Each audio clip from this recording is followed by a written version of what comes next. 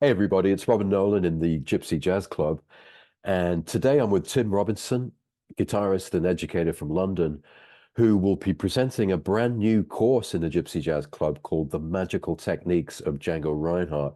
And I wanted to grab him, sit down, have a little chat about his course, have a little listen to some of these techniques from the master himself, Django Reinhardt, and find out a bit about the inspiration behind it, who's it for, and what it will help us with our playing. So Tim, welcome. Great to see you.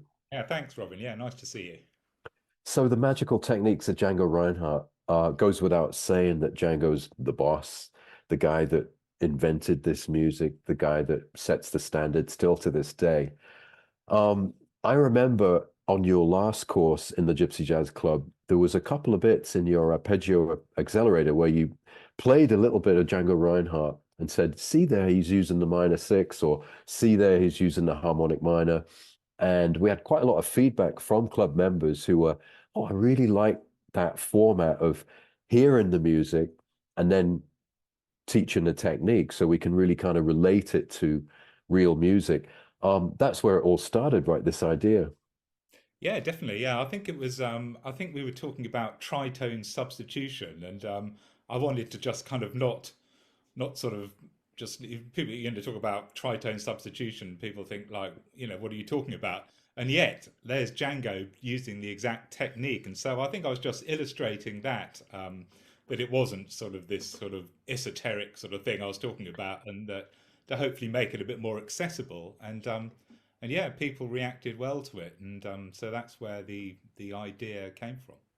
Perfect. So in your new course, each session will, which I'll label them now. So session one, by the way, we're kicking off on January the 22nd, Monday the 22nd, in the Gypsy Jazz Club.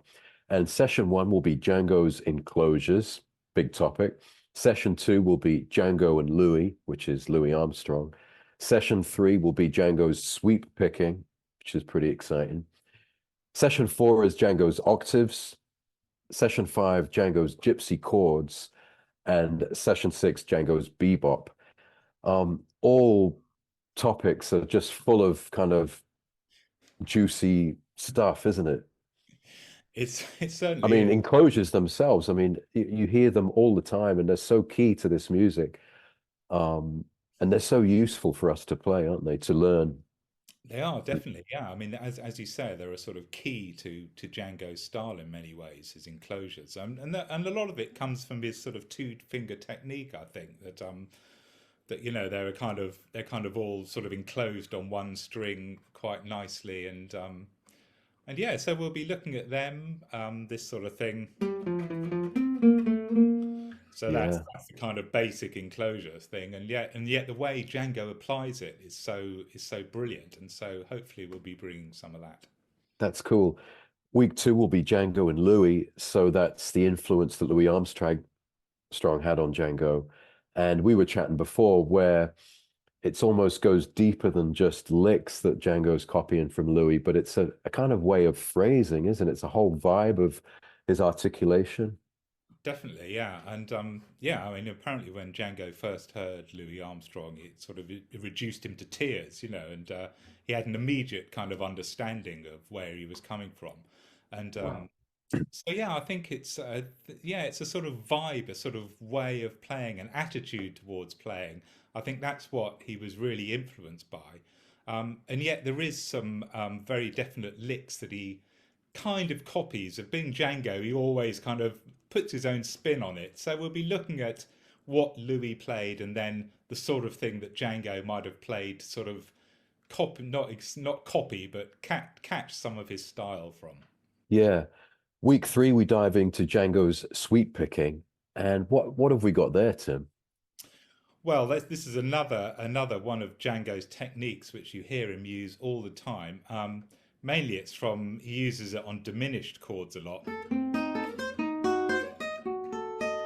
that sort of thing. But not only diminished chords, augmented chords and just normal chords. He uses it, and so I'll be exploring a bit of that. Um, And yeah, so the way these are gonna I've formatted these is that we'll be listening to a bit of Django playing, and then I'll have notated the specific things he's playing, And then at the end of the session, we'll look at a few sort of simplified things that you can hopefully bring into your playing. So hopefully it'll be inclusive for everybody, this course.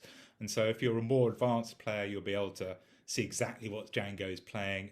But if you're a sort of more sort of beginner intermediate, there'll be something for you to take away from each session. Yeah, that's brilliant.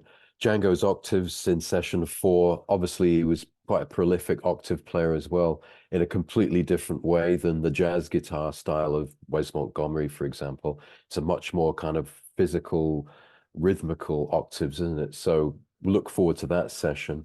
We've got Gypsy chords because Django really was a master of chords and harmonizations, and some of his voicings are just, you know, groundbreaking, aren't they? They're completely new and fresh and not heard anywhere else. So Exactly. that, Yeah, I mean, what people said was that Django was like a sort of orchestra. He used his guitar like an orchestra, and when you hear these chords, it's a lot like a sort of big band horn section playing, that sort of thing. And yeah, so we'll be having a look at a bit of that, and that's a really fun week, I think. absolutely. And then we're going to wrap it up week 6 with Django's Bebop. And that's quite a big part of his latest style as well, right?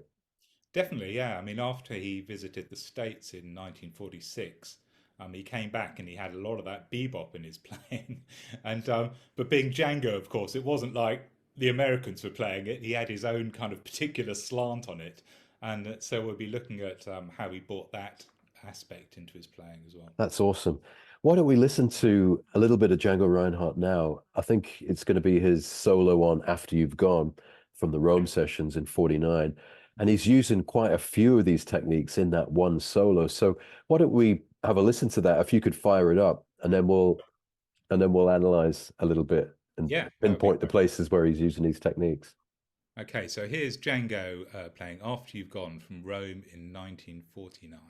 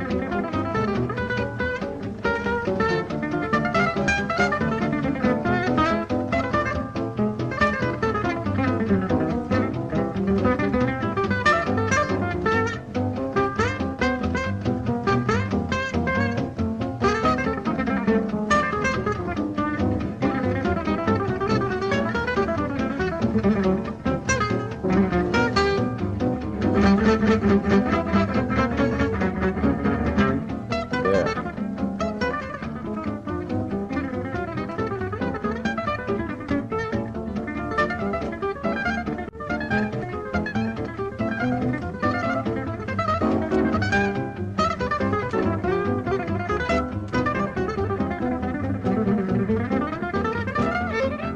Wow. Yeah, absolutely awesome. Wow. It So really much to love is about that. astonishing, isn't it? I mean, the power of his playing and like absolute sort of definite, the way he knows where he's going with everything. It's just amazing. Absolutely. So, in a nutshell, when we do these sessions each week, for example, the first week will be enclosures. You're going to highlight a few places where Django uses enclosures, explain the technique to us. Obviously, all these sessions are accompanied by a comprehensive PDF workbook where you've really laid everything out really smoothly for us, which I think will really help. And then we can learn the technique, learn the reference to the music, and I think it gives us that emotional kind of connection with the technique, like you said at the beginning. So it's not just an arbitrary name, but it's like you can relate it directly to Django's playing. which is going to be really exciting. And I heard in that solo, I mean, the beginning of his solo was a lot of enclosures there, for example, wasn't it? Exactly. Yeah. I mean, shall we just listen through it, and I'll just point out. Just stop and start. Just Yeah, stop it, and yeah, and just point out where he's using these things might be a good thing. So yeah, let's have a look. So yeah, as you said, I mean, the first thing he plays is placed almost an enclosure, isn't it? So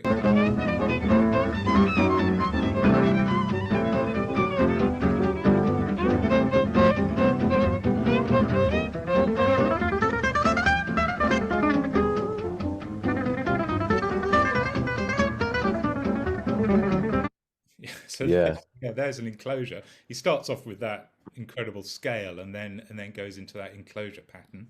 Right, right, And it seems like on this tune, wherever he comes across the G chord, he plays an enclosure on it. So let's just right.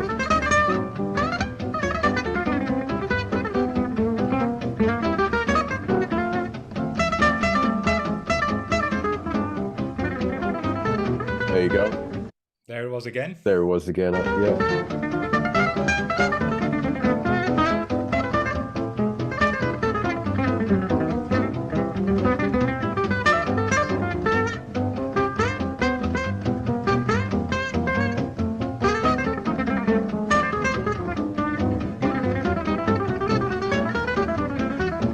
yeah.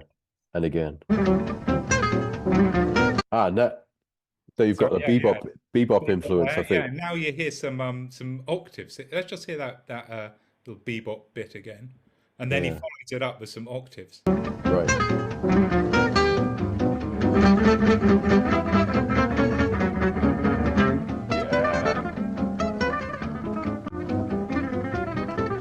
Yeah. And then he's using his kind of sweep technique here. Ah, yeah. Wow, that's wicked.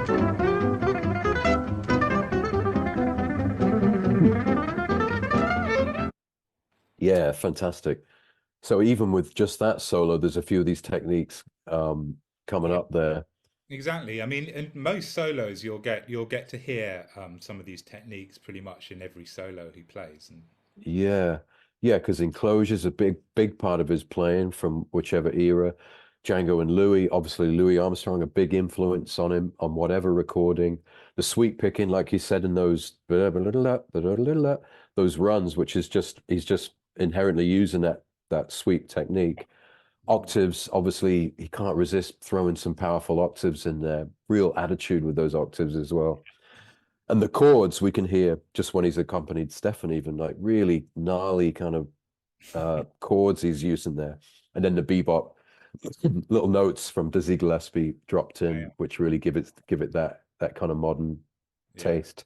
But all in his own way, isn't it? It's all so It is. him as well. Yeah, it is. Yeah, yeah. I mean, I think he was so kind of unique in that way, wasn't he? The way all these influences were he took from sort of various places and then just came out something that was totally him and totally original. Yeah.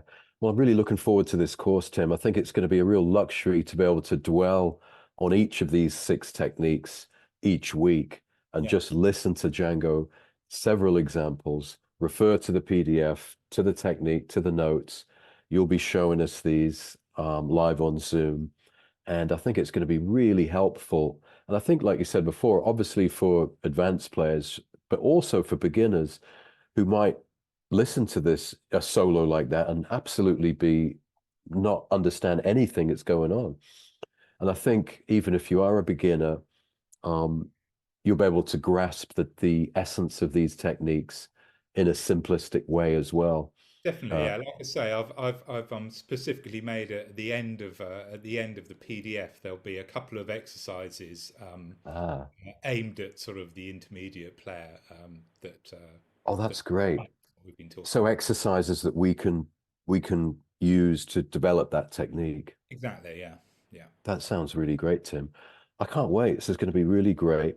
And just to recap what's going on here, this is Tim Robinson, great guitarist and educator from London, who's taught two 6-week courses in the Gypsy Jazz Club previously, and this is his third. and he's back for the magical techniques of Django Reinhardt, which is going to be already the feedback's been hot. People are really excited about this. And Tim will be going through each of these six techniques: enclosures, Django and Louis, sweep picking, octaves, gypsy chords, and bebop each week with examples from Django Reinhardt, PDF with the musical notation written out. Excuse me.